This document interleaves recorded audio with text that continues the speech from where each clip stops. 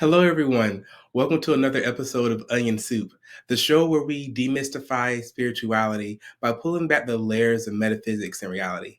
Today, we have a wonderful guest, Mr. Carl Serapian. And Carl has a great story to share with us about how he went through trials and tribulations, overcame them, and found peace, love, happiness, and wisdom. How are you doing today, Mr. Carl? I'm doing fantastic, Dexter. I'm preparing myself for winter. I'm in Montreal, Quebec, so it's a pretty big task to go through a winter here in the northern part of the hemisphere. Oh, wow, I'm sure. Yeah. I've been wanting to make it up to Montreal, honestly, because I love to Oh snowboard. yeah, And yeah, excellent. I hear the slopes up there are amazing. Yeah. But I just want to dive into it. Tell us a little bit about your story. Yes. So I'm really glad to be here, connecting with people that are open to a different kind of message than what we see every day in the media and all around the world. So yeah, my story. I mean, it starts back where in Beirut, Lebanon. It's where I'm born, and I was actually born just before the war started. Actually, the war. I was in my mom's womb when the war has already started, and she was seeing war for the first time of her life. So whatever she was feeling, I was feeling as well as a fetus in her belly, right? So that's how my life started. It started with I'm born, there's already war happening, and every day is literally a life and death situation. I mean, obviously, it wasn't 24 hours a day, but it was at any time. Something could happen, and it's literally I had to kind of cope with the idea of death Mm. as a newborn. And literally it could be at any time at night at 2 a.m. My mom screaming, telling us, all of us, to kind of run and hide in the bunkers because we were hearing bombs, we were hearing stuff. So that was the first 12 years of my life. And then we had to just flee the country, and we came to Canada. Um, but all these things don't disappear, right? They're all we have impressions inside of us. Things start building up. Our vision of the life starts building up, Mm. and mostly, in a way that we could all relate. We have a lot of emotions that we didn't know how to deal with, right? But life doesn't. Nobody puts it on hold and tells you, "Well, let's tell you what happened, Carl." You just have to move forward, right? You have to. You're a young teenager. You're preteen. I was 12. Had to, get accustomed to a brand new country. Had to make new friends. Adapt to a new culture. So all these things are adding up. The challenges, but the foundation was already pretty messed up. To say, just to put it gently. So I had to build all these other things of life where everybody has to move forward. You learn at school, you make friends, you go out on dates, you try to perform at sports, you do all these things. Um, and it was fun. I mean, I was fine. Everything was good. But I knew something deep inside was not all well deeply connected like I wanted to be connected, right? So yeah. So then going into adulthood again, just career, being career oriented and all doing all these things. But gradually, I started feeling a disconnect regarding my career, regarding just how I felt, and it was all these things from the past coming back. Mm. And the whole story is that the whole pivot happens when I started understanding that these things are meant to serve me. Mm. So for anyone that's, we don't have a lot of time today to talk, but just if my first message is, if there's something happening within you that you find is uncomfortable, embrace it. I know it's a cliche, but what saved me actually is using all these things that were happening, emotions coming up, things that were very uncomfortable to me, using them to start asking questions, using them to discover something inside of me. So I went through a lot of, whether it's therapy, whether it's meditation. I did yoga. I went to a lot of seminars, self-help, started a lot of businesses, just wanted to discover, people were moving forward in their career and families. And I'm still like that now. I just want to discover life. It's my natural thing. I don't know what else to do. I mean, I could do other things, obviously, but it's the thing that comes back the most for me. It's the most obvious thing. So yeah, so that's my life. And then I started applying some commonalities I started seeing in all these solutions I was exploring, whether it's yoga, whether it's meditation, listening to some gurus and all that. So I started finding some commonalities and applying them. And the pivot happened when that process kind of became clear to me, which we could talk about more. And then it became, okay, now I get it. So once I got the process of how leveraging challenges brings actually more inner peace, brings actually more joy, brings actually more possibilities and joy, then everything just turned around. It's a 180 turn, because now the tougher it gets, the more you're growing. Mm-hmm. And that's where the whole victim conversation, it could take some time, but it just turns on its head, because you feel like you're in the flow a lot of the time. And no matter what comes, it becomes uncomfortable. It can become challenging, of course, always. But when you understand the purpose of these things, I don't know if they have a purpose by their own, but as a human being, I think there's a purpose to the challenges that we meet. And that basically they are to grow. And if you learn how to grow, then you're surfing on a wave. And if it's a tsunami, then you're really surfing very, very high, because you're learning so much and you're growing so fast. So today I could say that, things are not perfect, but, being someone that had PTSD, had trauma, had multiple mental illnesses, I could today, many times a day or many times a week, I could just sit down and just be vibrating with high energy just for no reason, and it's possible for everybody. I think it's possible for everyone. I truly believe so. Wow. So that's wonderful. You said something in the beginning about the trauma really beginning in the womb. Mhm. So do you feel that a lot of times the trauma that we carry on into our life just before we're birthed can happen not just to our parents, but possibly before that, and it gets transferred to the child? I think so. I mean, I'm not a scientific guy. I mean, my science is what happens inside of me. That's what I explore. So, yeah, to me, I think it is definitely, I mean, I'm a womb inside her. So, I mean, definitely something is happening, right? So, Right. and the brain starts forming and all that. So, I mean, there's no doubt to me that there's an influence that happens. And also, even once I went to a therapist, and he was actually showing me by asking me questions, he proved to me that my pattern is the same pattern as my grandfather. And we started seeing parallel stories. Then you start seeing, okay, well, maybe there's a bigger picture here of lessons that are trying to be conveyed by life through us. And until we don't learn that lesson, we'll maybe be stuck in the same pattern. That's one way of looking at it. Right, for sure. Because I know for me, I grew up and I had some traumas that happened in my childhood. Not that I had a bad childhood by any means, but it took me a while to realize that one, there was something going on that was probably a little bit deeper than what everyone else was telling me. And I Mhm. started looking into my parents' history, and I'm like, oh, you guys also had traumatic past. So I was wondering if that was something that crossed over into my life. And I did the same thing. I went and talked to different physicians and psychologists, and they ultimately confirmed that in the womb, when your mother is going through like high stress, that's why they say don't be stressed out or try not to be Mhm. stressed pregnant, because those hormones do affect the child. But one of the big questions I do have, because when I was going through my journey and made that switch from depression to just wanting to make a change, was there something that happened specifically in your life that made you say, hey, I don't like the way that I am, or I don't like how I'm feeling, I have to do something different, I don't know what that is? To me, it was a gradual thing, but I would say that I'm someone that's very emotional. I like, creating things, music, journaling, all these things. So to me, emotions is a big part of my life. I would say the pivot happened, maybe not in just in one big, moment, but it happened when I started learning how to leverage intense emotions. Mm.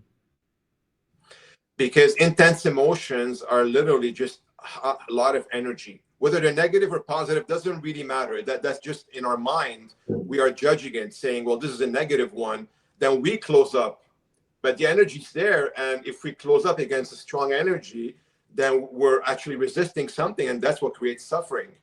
So Right. for someone that's going through very deep situations, like I was in my experience, anyways, if I want to go back and how would I accelerate it? Well, it's basically to to feel these things happening without fighting, and that's much easier said than done. But that's a skill, and it's a skill set. It's Mm. like anything else, you can't say, well, I've tried it once and it doesn't work. I tried it once and it's uncomfortable. It's literally a skill set. It's like playing the violin, by riding a bike.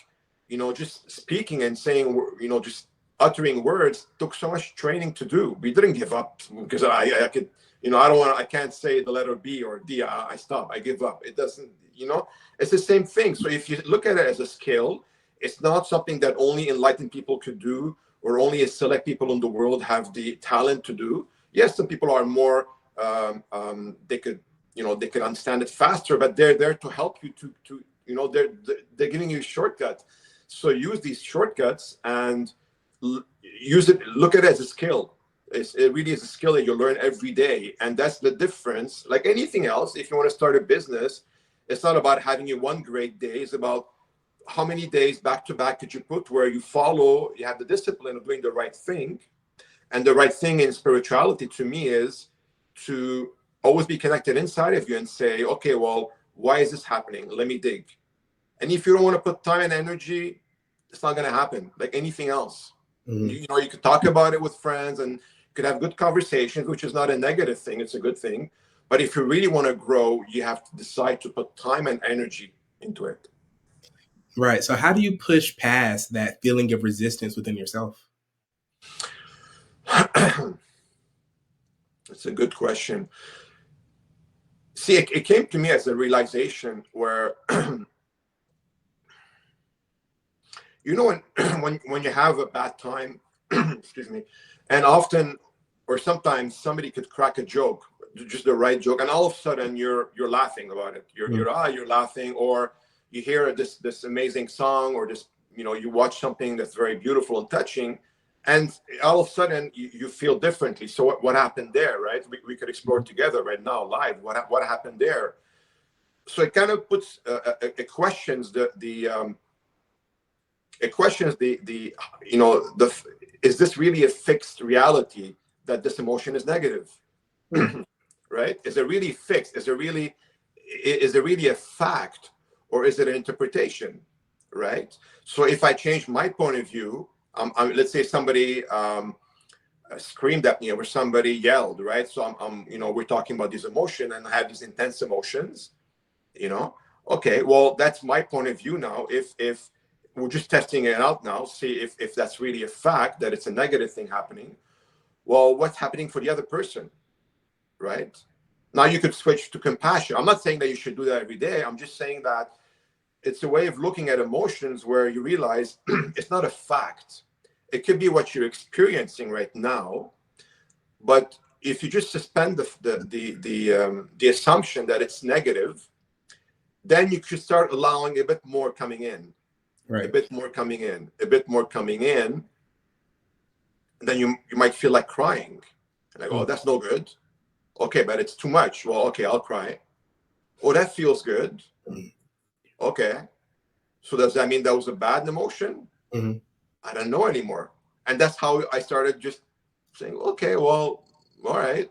Next time it happens, oh no, not this time. This is too uncomfortable. Not this one. This is what happens. You're like, no, this is not good. Okay, well, you realize you have no other choice really. Either you're gonna Mhm. suffer because you're gonna fight everything happening inside of you. You're like, no, no, no. Well, it's happening. No. Well, it's there. No. And that's where the mind could go into a mental illness, like I experience and many people experience. It's that resistance usually that creates it. It's going and escaping in the mind instead of staying in the body and just welcoming whatever's there, and looking at it more as a message coming and saying, okay, well, maybe there's some things that this emotion is trying to tell me. Right. What have I ignored in the past? Where did I didn't get love, or where all these things are coming as messages. So to me, it's just life telling you, okay, well, you have an opportunity today to heal a bit more. Are you Mhm. willing to it, or you want to block it out, or you want to distract yourself by binging Netflix and doing all these things? Okay, I don't want to. Okay, the next day, hello, I'm back. Mhm. Do you want to grow today? No. Okay. So basically, what you're saying by leveraging the emotions is instead of allowing the emotion itself to control you and drive your actions, that you actually look at it, question it, and kind of break it down.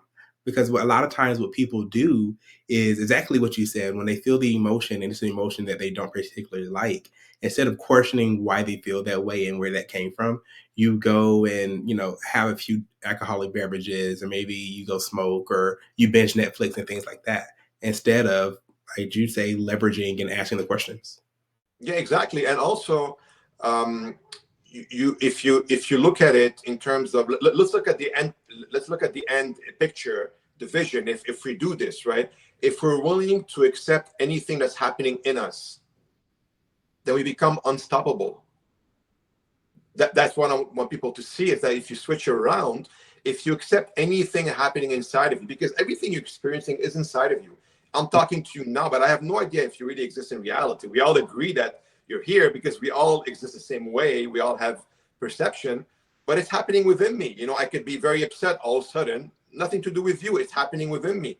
So I'm seeing you inside of me. So then the question is, okay, well, if it's inside of me, I might have more control than I thought, Mhm. right? So that's where, if you look at, if anything that happens in my life, everything is going to trigger me. Okay, well, if I accept these triggers, if I start allowing them and accept that it's a skill that will not be easy. It's simple, but it's not easy necessarily at first. You start gradually, right? Then what's going to stop me? You become unstoppable, because nobody, if somebody screams at you or laughs at you, it may take a bit of, a few moments to be uncomfortable, or if it's something that triggered something major in you, even better. Now you have an opportunity to grow even more. But after a while, you're like, okay, well, I'm just surfing the whole time because I trained myself to go with it, to just accept it. So what's stopping you then? You can do Wow. whatever you want. Wow, that's amazing. So we're going to take a quick commercial break, but that was great.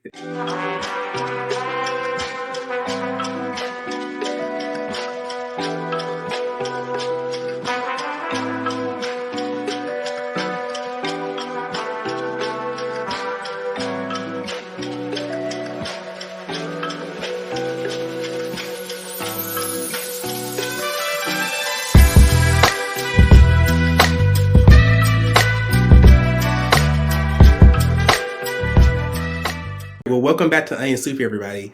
And we were just talking about how your perception of reality can ultimately make you a master of your own reality and everything that you see around you.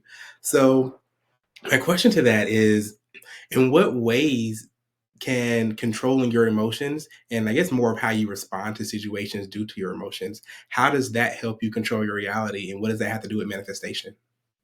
Well, see, I wouldn't know. I don't know if I would use the word control, because Mhm. actually you're allowing. Okay. So you do end up having more control. That's true, because you're having the life you want. You're happier. You're more enthused about life. You have inner peace, but you're not trying to control it, because control it, usually what we always understand is, I don't want it right now, so I'm going to control it and I'll just push it away. That's usually control. But I get what you're saying. So um, in my experience, the once we start allowing, okay, waves of emotions coming in, right? If we're not, it's like, imagine yourself, there's a big wave, and or there's this strong river stream of water coming down, and instead of you standing and saying, I'm going to stand in the middle of here, I'm not going to move, you Mhm. just turn it around and you go with the slide, go whatever it is. If it's a theme park, whatever you're playing, or just you're rafting, look at it as um, rafting. So once you start doing that, you feel that it's all energy. Mhm. You're just going with some energy, right? Water is energy, everything is energy. So once you start going there and you accept these huge influxes of emotions coming through you, they're energy. So once you are surfing on these energies, it's not you anymore. It's life is doing it to you. You start seeing things that you're not. You realize that, sometimes I sit in the car and I'm like, I'm not controlling anything. So that could be a very worrisome thought, but it could be very freeing. And I obviously encourage people to look at it as very freeing, because it is. Because anyways, you're not controlling anything. It's just the mind trying to make sense of things so that it could have its little reality, which is fine, nothing wrong with it. But if you want to experience, if first of all you want to free yourself from unnecessary suffering, and if you want to experience the beauty of life, I think, in my experience, is you got to stop fighting it. So you realize that you don't control much anyways. So what's your choice, really? Yeah, buddy, I actually really love your metaphor with standing in the stream, because you're exactly right. I think that's a perfect metaphor of resistance and fighting and just letting go. Because if you stand in the middle of the stream and the water's pushing against you, well, that's resistance. But if you're trying to go back upstream, opposite the flow of water, well, then that's fighting everything that's going on around you. When all you really need to do is just relax, literally relax all your muscles and allow the water itself to float you down river, and then you'll ultimately get to your destination. So I love Exactly. that. But so where are you now with your journey? Because I know that you help guide people who have mental illness or difficulties on their journey and paths in life. Yeah, sure. So basically, I mean, I'm not a therapist, so I'm not here to do therapy. But what I do is, I basically, people that are interested, that hear my story and say, okay, well, this resonates. I'm what you could call a spiritual transformation coach. I help, and because the process is pretty simple. Now, of course, we could go in depth on a lot of different things, and people have a lot of questions. So that's why I could, for people that want to go deeper and have guidance, because what happens is that even if you know what's happening, the mind will take over many times. The emotions will drag you in places where you feel like, okay, I don't understand anymore what's happening, because it's just a very, we built a lot of conditioning through our lives, and all of humanity. We have a lot of, so there's a lot of momentum in getting disconnected with reality, with the truth. So I help people get back in that, and I learn every day how to do it myself. So yeah, that's my work, basically, working with people, offering a lot of free stuff, and if people want to work on a long-term basis, I'm open for that as well. For sure. I have a quick question, and it's kind of off topic, but not really. So, what is your definition of spirituality? um and there's a lot of definitions out there. For me, it's, and I don't know if people would connect with inner path, meaning spirituality to me is to gradually, or if you could do it in just one shot, even better, but usually gradually understand that my job is not to control the outside. My job is not to control what you say, how the weather, what the weather is, if I get a promotion or not. I do my best, but my job is to understand what's behind all these things, understand what's behind emotions, is to dig deeper. So if you want to go just literally, I mean, the spirit, spirituality comes from the word spirit, right? But that means, I mean, it means so many things for so many people. So I would say is anything that's not Mm. about thinking or even feeling or about physical things. I think that's, we could start getting to spirituality when we just say, okay, well, it's not what I feel, it's not what I'm seeing. um how is life created, what's happening behind all these things, and a lot of times we have insights, for example, right before we fall asleep. I don't know if it happens to you. When you Mm. fall, your mind starts shutting down, but you're still awake, and then I start getting insights, or right when you wake up, you're still all peaceful. What happened there? Why is it? So Yeah. that's for me, it's behind the mind is where spirituality happens, if that makes sense. Yeah, no, for sure. And it's interesting you say that about going to sleep. I actually have extremely vivid and high sensory dreams. And what I mean by that is when I walk through my dreams, I can taste all the foods that I eat. I can smell things. I can Wow. hear everything. Yeah, it's pretty crazy, but it also works both ways, because if I get injured or hurt in my dreams, I can also feel that, and then I wake up in the morning in pain. So that's pretty crazy. But I like what you said about spiritualism really being that piece in between, let's say, reality and non-reality. So the physical and the non-physical is that link, that connection right between there.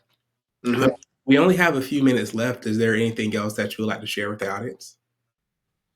Um, well, what I would say is, if you're listening to this and you're like, okay, well, that sounds good, just start practicing, right? I mean, if you didn't have enough of suffering, then you're probably going to choose suffering, and it's unfortunately it's the truth. But if you have enough of it, you're like, you know what, I want to try something else. Just try it. Meaning, I'll give you an example. Somebody annoys you, or your wife, your husband, someone says, and it annoys you.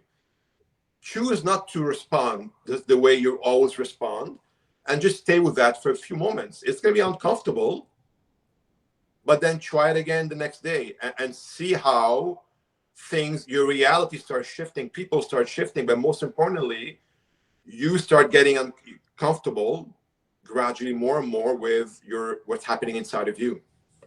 Hmm. Wow. And I think that's very important as well because a lot of times people ask me how I got started.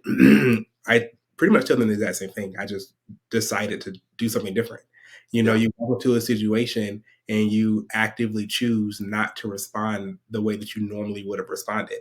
And we're not saying that the new way that you respond is either right or wrong. It's just different. And then you see what goes for you. If you're tired of fighting inside of you and having the same, like you said, the same responses, and then the other person would probably respond the same way, and then it's again to the same pattern, then maybe you should do something about it, right? And that's pretty much it.